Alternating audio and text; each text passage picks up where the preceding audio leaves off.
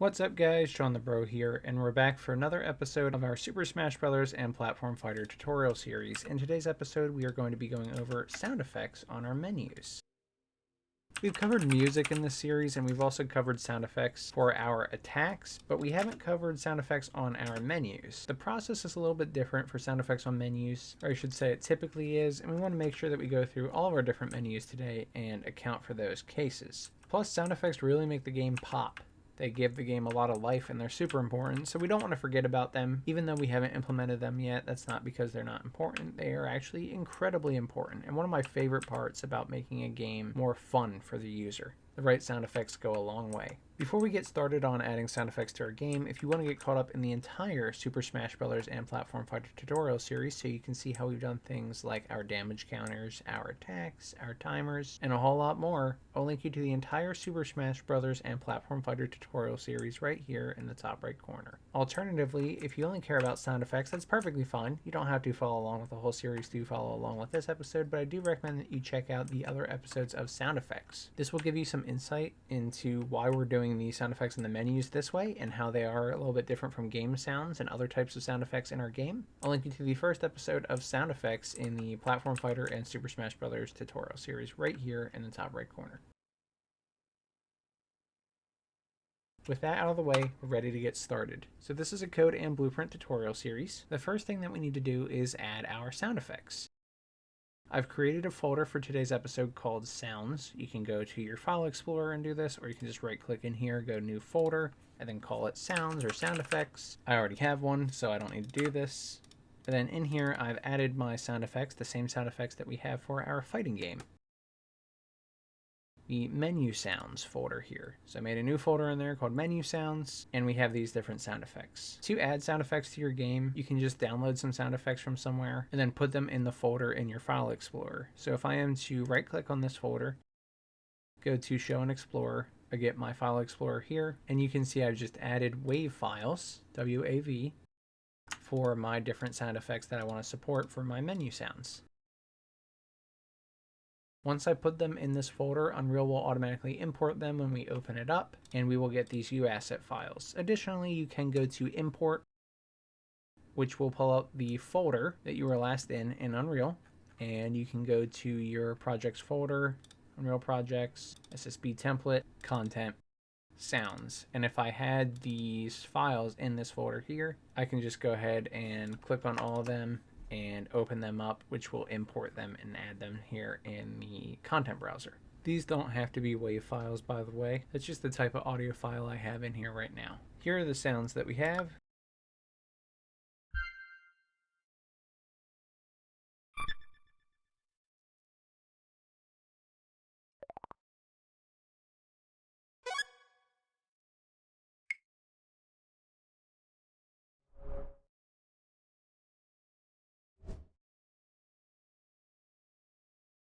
We're going to use these sounds on our menus. Let's go ahead and implement this in all the blueprints first so that we know exactly what sound we're using and where. Blueprints, functional BPs, widgets, menus. I want to add sound effects to the press any key screen, main menu screen, character select screen, stage select screen, pause menu, match over menu. Let's start and press any key screen. This is an easy one. In the press any key screen, we have event construct, which sets up our menu, and then we have go to main menu, which is when any key is pressed. We'll exit this menu and create the main menu screen.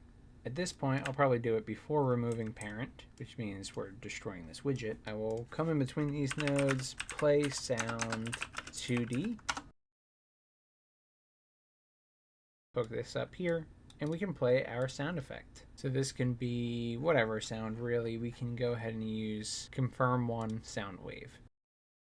And if we go to the main menu screen now and go to the graph, we have event construct here. Then we have on pressed battle button. And this spawns the character select screen widget. All I want to do here is call play sound 2D again and pick our sound effect. This can be confirm 1.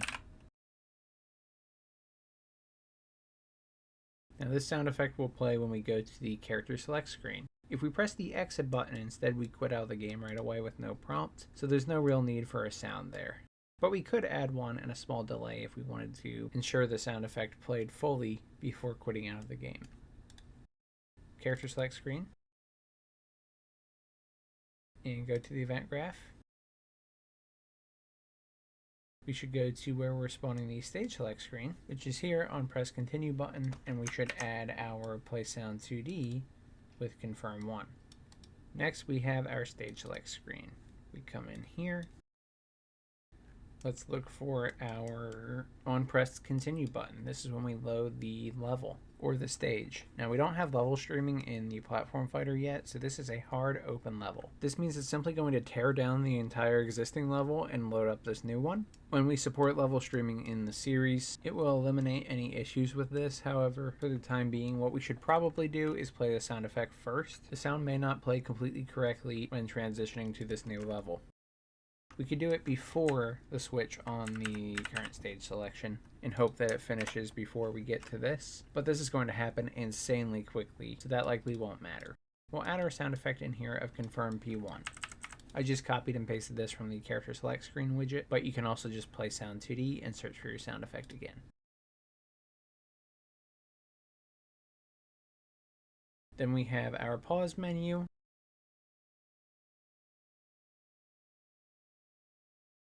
The pause menu does have a few different options here. We do have the resume button, the rematch button, and the main menu button. So we can go ahead and add sound effects to all of these. For the resume button, I'll do it before we remove from parent.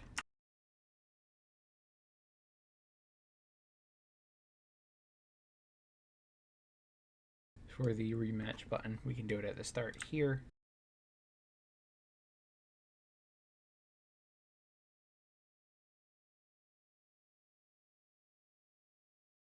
And on press main menu button, we can also do it at the start here.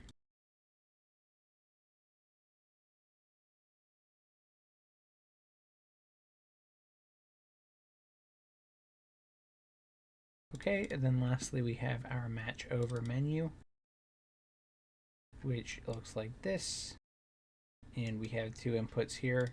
We have our event graph, which calls confirm P1 or confirm selection, and in here, based on what our current selection is, we do different things. The first one is we perform a rematch, and the second one is we go back to the main menu. Same deal here, one last time. We can just play sound effect 2D for each of these cases. If for all of your cases you want to play the same sound effect, then you don't need to put this in the switch statement. You could put this before the switch statement, like here, and every confirmation will play this sound effect. So you can either hook it up like this and change these sound effects to the one you want, like Collapse 2 or Explosion 2, or keep this the way it was. And at the start of this function, play sound 2D with your sound effect.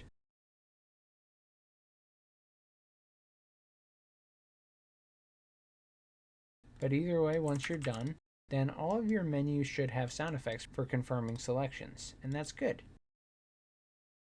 This is very basic, and we can test this out.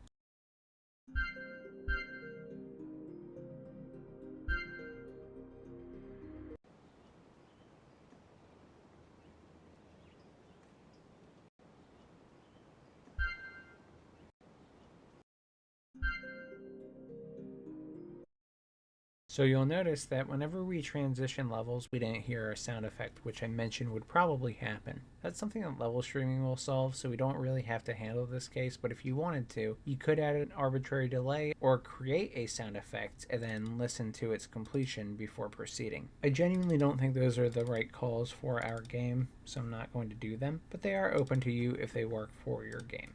We don't really have a way to go back right now. Like if we go to our character select screen, you'll notice we don't have any way to exit out and go back to the main menu. No input binding to return or anything like that.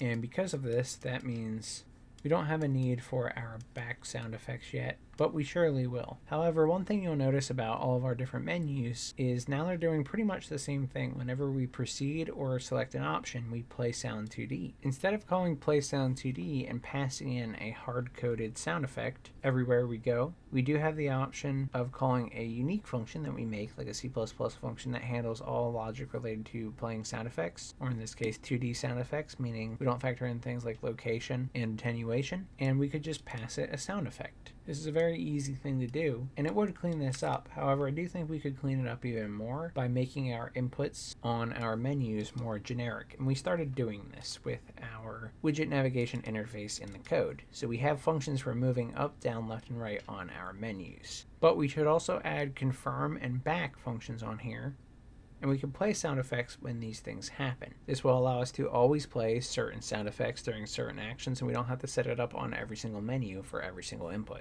That's what we'll be covering next. If you enjoyed this episode and you want to learn more about sound effects in your Super Smash Brothers and Platform Fighter, then please subscribe. It benefits myself and the channel more than anything else you can do, and it's completely free. I also want to give a huge shout out to my YouTube membership, Patreon, and Discord supporters. You guys are fantastic, and I appreciate you so much. Thank you for all the love and support. If you ran into any problems with sound effects or any of my tutorials, feel free to join the Discord community. There is a link in the description, and I would be happy to help you out. Thank you so much for watching.